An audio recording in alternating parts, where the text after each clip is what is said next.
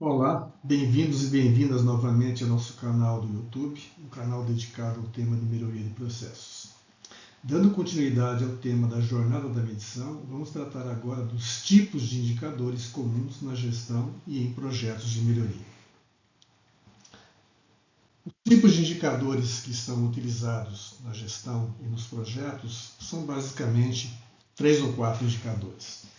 Se tivermos o domínio desses 3 ou 4, isso responde por essencialmente 95% ou mais das necessidades que nós temos. O primeiro tipo de indicador é o indicador que a gente chama de contínuo, que ocorre quando a medida realizada em uma característica pode ser qualquer valor em uma faixa de variação, e como vimos no vídeo anterior, dinheiro, tempo, temperatura são exemplos de medidas contínuas.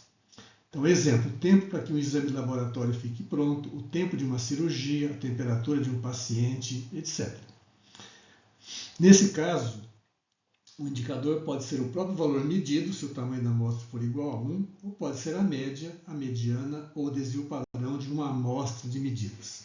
E para exemplificar, temos aqui uma situação em que um médico solicitou à equipe de enfermagem que medisse a temperatura de um paciente internado de hora em hora durante 24 horas. E nessa tabela nós temos então as temperaturas medidas. Podemos observar novamente, eu vou enfatizar sempre isso, a presença de variabilidade. Os valores de temperatura não são os mesmos a cada hora, eles variam ao longo do tempo. E a melhor forma de olhar esses dados é colocar num gráfico de tendência com os valores das medidas ao longo do tempo na sequência que foram medidas. 0 horas, 1 hora e assim por diante. E, novamente, olhando esse gráfico, tentar responder as 4 perguntas. A temperatura está aumentando ao longo do tempo, está diminuindo ao longo do tempo, está só variando, existe um momento em que a temperatura foi especial, um valor muito diferente dos demais, seja para mais ou para menos. Então, esse é um indicador muito comum. O segundo indicador, e esse é o mais comum de todos, é o indicador porcentagem, que ocorre quando em uma amostra medimos em cada item da amostra se ocorreu ou não o evento, se foi defeituoso ou não defeituoso, se houve queda ou não houve queda e assim por diante. E o numerador é o número de vezes em que ocorreu o evento na amostra e o denominador é o tamanho da amostra, e a gente divide o numerador pelo denominador, multiplica por 100 e calcula a porcentagem de vezes em que o evento aconteceu na amostra.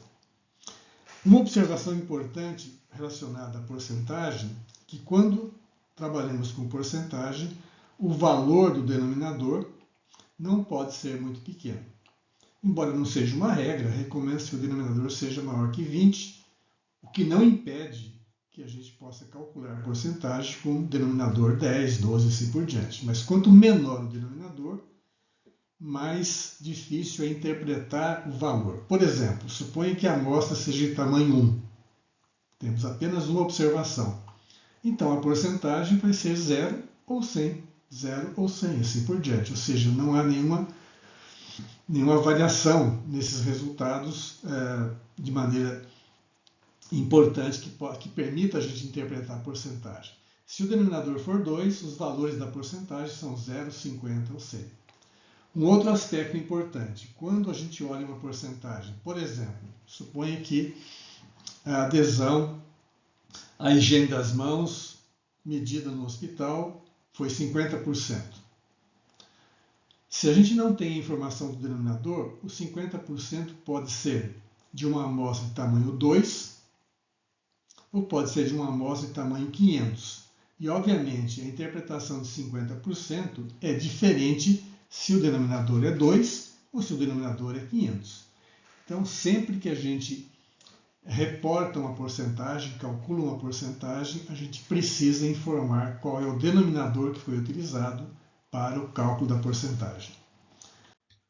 Um exemplo aqui, nós temos Na primeira coluna, o mês, né? Os dados foram consolidados mensalmente. Na terceira coluna, o número de itens produzidos. E na segunda coluna, o número de itens defeituosos em relação ao número de itens produzidos.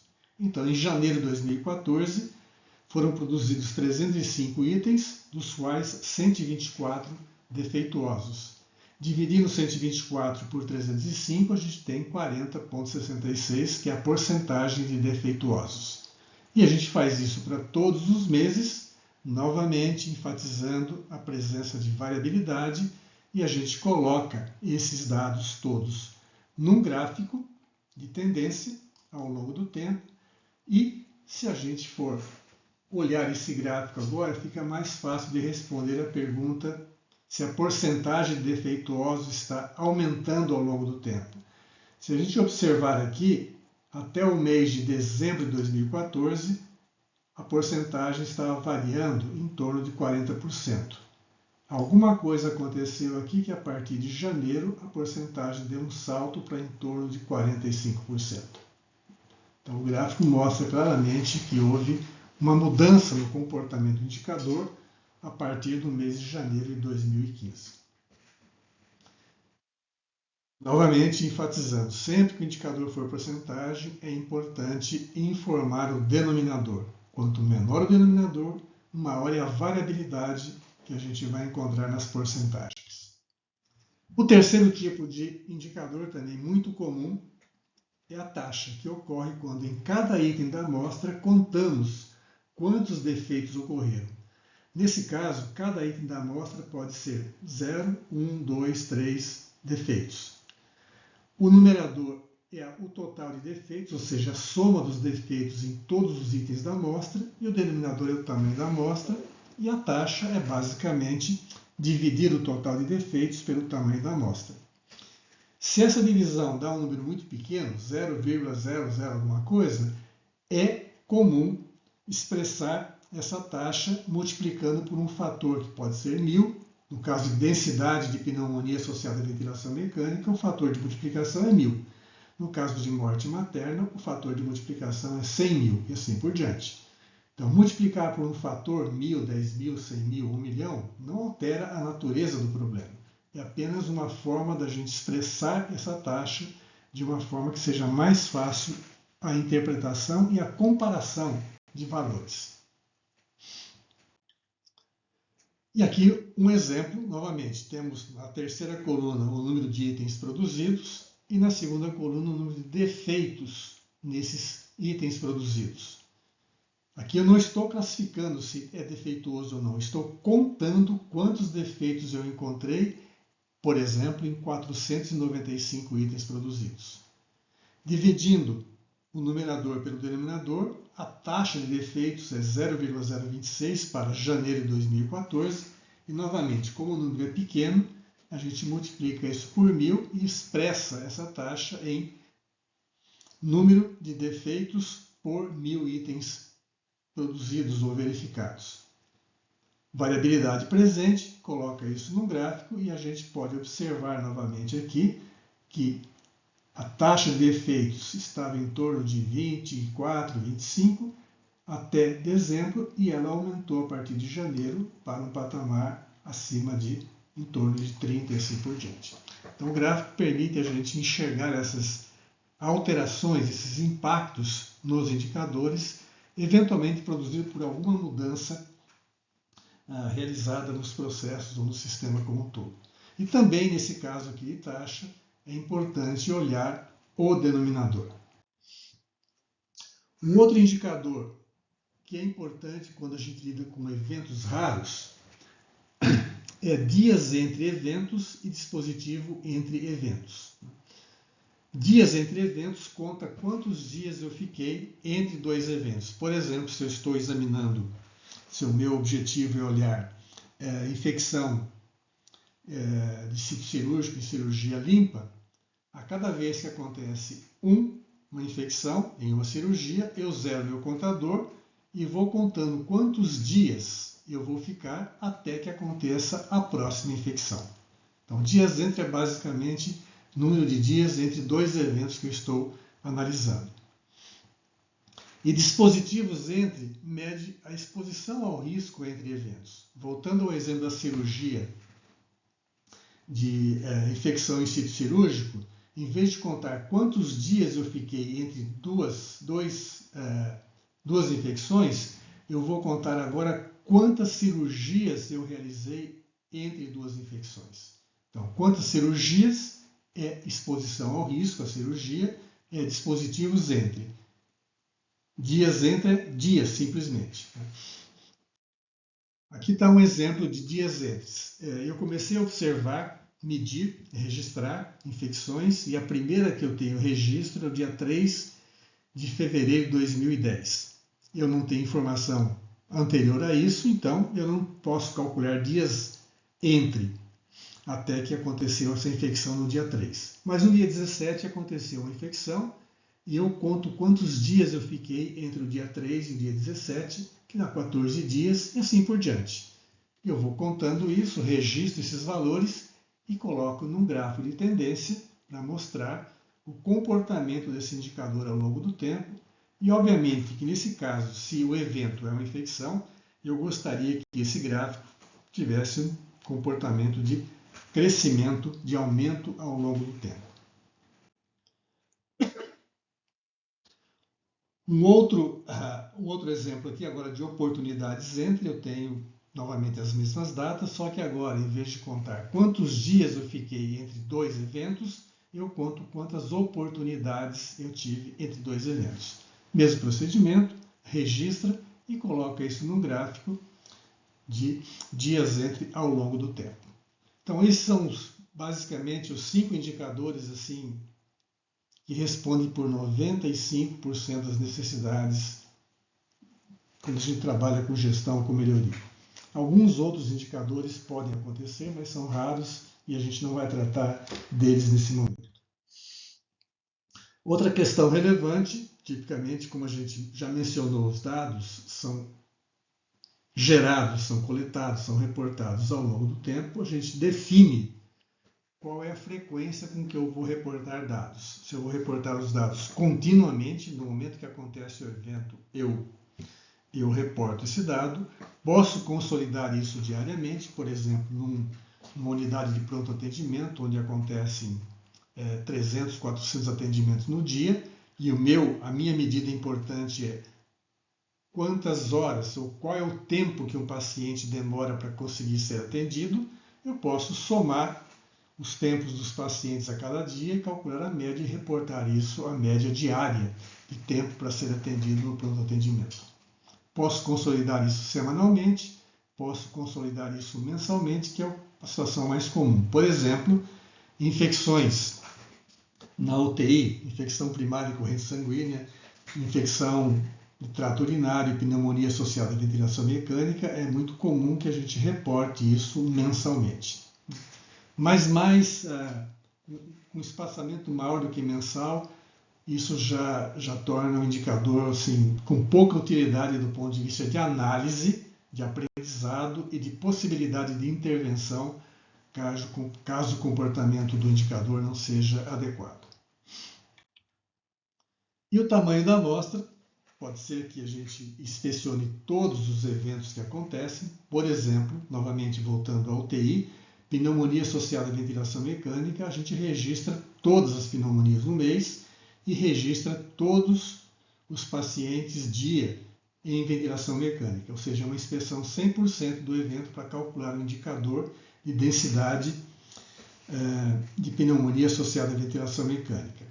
Em outras situações, a gente pode recorrer a uma amostra. Novamente, no caso de uma unidade de pronto atendimento, eu poderia medir uma amostra de pacientes e medir o tempo de espera para ser atendido. Não vou registrar o valor de todos os pacientes. E outro aspecto importante em relação a indicadores é a categoria do indicador. Quer dizer, o resultado de um processo depende de como que o processo é realizado. Ou seja, se eu tenho o cuidado de um paciente em ventilação mecânica, novamente, e o resultado pode ser infecção ou não, pneumonia ou não, e a ocorrência da pneumonia depende de como que o paciente é cuidado. Se ele não é cuidado de forma adequada, isso cria uma oportunidade para que ele acabe pegando uma infecção, uma pneumonia. Então, indicadores de resultados são medidos no resultado do processo. A pneumonia é medida no resultado do processo de cuidado do paciente. Um outro exemplo, quer dizer, o processo realização de um exame laboratorial. O indicador de resultado pode ser o tempo de espera para que o resultado da análise laboratorial fique pronto. Mas para entender e analisar os indicadores de resultado, é preciso entender o processo ou os processos que estão associados com o indicador de resultado e definir então indicadores de processo para poder entender como que o processo está impactando no resultado. Voltando ao exemplo do exame laboratorial. Processos, que é o envio do material para o laboratório. Esse é um processo e eu posso medir o tempo para que o envio seja feito. Outro processo é o próprio processamento do material pelo laboratório, eu posso medir o tempo desse processamento. Um outro processo é a inserção do resultado no sistema, eu posso medir o tempo de inserção do resultado no sistema. Então, se eu quero reduzir o tempo de espera, lá em cima, indicador de resultado, para que o resultado fique pronto, é importante entender as etapas do processo, os tempos associados com cada etapa, para verificar onde eu posso ter um tempo excessivo e onde há oportunidade de fazer mudança para reduzir os tempos de processo que vão impactar no tempo de espera no indicador de resultado. Mas quando a gente faz mudanças em processos com a intenção de melhorar o indicador de resultado, essas mudanças em determinados processos podem impactar de forma negativa outros processos da organização. Por quê? Porque todos os processos são, de alguma forma, numa organização, interconectados, interdependentes. Então, quando a gente altera o processo para melhorar o indicador de resultado, a gente pode impactar negativamente outros processos do sistema, por exemplo, indicadores de meio ambiente. Então, é importante olhar o sistema sob diferentes dimensões ou perspectivas e definir indicadores de equilíbrio para monitorar esse impacto no sistema. Voltando ao exemplo do exame laboratorial. Pode ser que eu coloque pressão de alguma forma para que o processamento do material seja feito mais rápido e, ao reduzir o tempo de processamento, eu aumento os erros de análise e a porcentagem de análises que tem que ser refeitas, ou posso, inclusive, impactar o absenteísmo, porque essa pressão em cima dos colaboradores pode gerar problemas de saúde ocupacional e as pessoas começam a recorrer a exames médicos e se ausentar ao trabalho. Então, sempre é importante olhar isso sob diferentes perspectivas. A gente pode resumir toda essa estrutura, por exemplo, numa tabela como essa, onde eu defino o nome do indicador e um código, se for necessário, para colocar no sistema, por exemplo. Depois eu identifico se esse indicador é de resultado R, se é de processo P ou se é de equilíbrio E. Qual é o numerador, qual é o denominador, qual é a fórmula de cálculo, qual que é a frequência com que esses dados vão ser consolidados e reportados em um gráfico, qual é o tamanho da amostra, se é 100% ou se é uma amostra de 20, 30 itens. E, fundamental, um guia de coleta de dados, que é a definição operacional de como as pessoas têm que proceder para chegar no valor do numerador e chegar no valor do denominador. Se existe uma meta para esse indicador, a gente pode colocar na tabela, e a interpretação é tipicamente quanto maior, melhor, quanto menor, melhor. Não é a única forma de fazer isso, existem diferentes formas de estruturar os indicadores da organização, do sistema, do projeto de melhoria. Essa é uma forma simples de fazer esse trabalho. E por último, tipo de variável ou de medida que a gente tem que considerar é sempre de estratificação. Quer dizer, além dos indicadores de resultado, processo e equilíbrio, é importante considerar, então, outras variáveis que podem ajudar a entender os problemas que ocorrem, bem como ajustar foco de projeto. Nesse exemplo, suponha que a maternidade esteja interessada em analisar dados de morte materna, taxa de morte materna. Então eu posso calcular isso para todos os eventos de óbito e nascidos vivos que acontecem na maternidade, mês a mês, e reportar isso ao longo do tempo. Mas perguntas como: será que o número de gestações da gestante e a idade da gestante afetam a taxa de mortalidade? Será que a taxa de mortalidade depende de raça, cor da gestante? Então, perguntas como essa, principalmente essa segunda pergunta, hoje com esse enfoque voltado para a equidade, são perguntas importantes. Mas para fazer isso, eu preciso ter a informação, por exemplo, do número de gestações da gestante, antes daquele parto que ela vai ter na maternidade. Eu preciso ter a informação da idade da gestante, eu preciso ter a raça, a cor da gestante. Então, com essas informações, isso ajuda a gente a entender melhor o problema, ajustar foco do projeto e assim por diante. Porém, muitas vezes não é possível estratificar um indicador a menos que os dados de estratificação sejam coletados no mesmo momento em que o indicador esteja sendo coletado. Se a maternidade não registrou qual é a raça, a cor da gestante, fazer essa pergunta, se a taxa de mortalidade depende de raça, cor, não pode ser respondida. Então, se essas variáveis de estratificação são importantes, a gente tem que considerar a coleta dessas variáveis de estratificação no plano de coleta de dados, para que a gente possa depois responder as perguntas que foram formuladas. Com isso, a gente encerra essa sequência de 3 vídeos que fala da jornada da medição. Nos próximos vídeos, a gente aborda técnicas para a gente analisar os gráficos, para a gente poder tomar boas decisões em cima dos dados. Muito obrigado e até o próximo vídeo.